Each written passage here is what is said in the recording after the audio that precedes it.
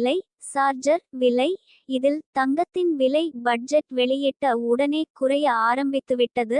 ஆபரண தங்கத்தின் விலை ஒரு சவரனுக்கு 2200 ரூபாய் குறைந்து 52,400 ரூபாய்க்கு விற்பனையானது. வேறு எந்தெந்த பொருட்களின் விலை குறைவு என்பதை தெளிவாக பார்க்கலாம். புற்றுநோய் மருந்துகள் மற்றும் மருத்துவ அத்வாசிய எந்திரங்கள், சூரிய மின்கலங்களில் பயன்படுத்தும் உபகரணங்கள், பேனல்கள், மீன் மற்றும் இறால் தீவனம், தோல், ஜவுளி.